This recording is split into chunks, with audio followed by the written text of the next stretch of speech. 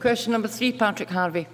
Thank you. To ask the First Minister what impact the introduction of an upper band of the minimum wage for workers over 25 will have on pay inequality and in-work poverty in Scotland. First Minister.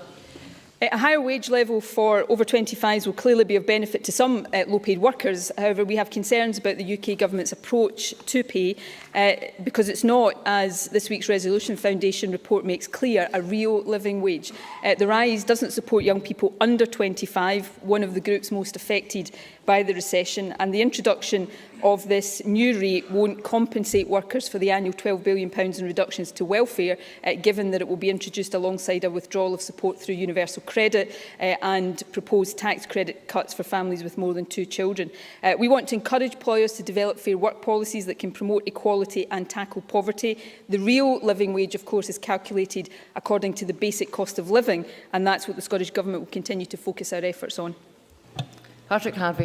Thank you. I agree with much of that assessment. Combined with welfare changes, this measure won't abolish in-work poverty, and by leaving younger workers further behind, it risks deepening their exploitation by the most unscrupulous employers. The First Minister knows that the Greens welcome the Fair Work agenda, and we think it can be bolder. So far, it emphasises placing support for those employers who are willing, rather than a more robust approach for the employers that are less willing.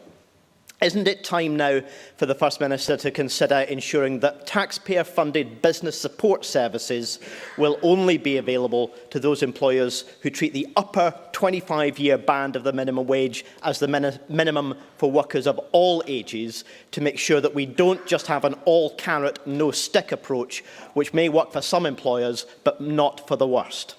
First Minister. Well, Patrick Harvie had an exchange during the debate the other day with John Swinney on this very issue, and I absolutely appreciate where Patrick Harvie is coming from in this. I want our fair work agenda to be real and meaningful, and it is that. You know, we are, I think, the only government in the whole of the UK that has a cabinet-level minister dedicated to promoting fair work. What we've tried to do through both the Living Wage accreditation scheme and through the Business Pledge, and indeed through the Fair Work Convention, is say to businesses that they should be employing fair work practices, not as some kind of favour to government, not as something they feel they have to do, but as something that is beneficial to them and to the prosperity of their businesses, as well as beneficial to their employees. And that's the whole ethos that we're trying to encourage, and that is bearing success. We are now the part of the UK outside the southeast of England with the highest percentage of people paid the real living wage, and we've seen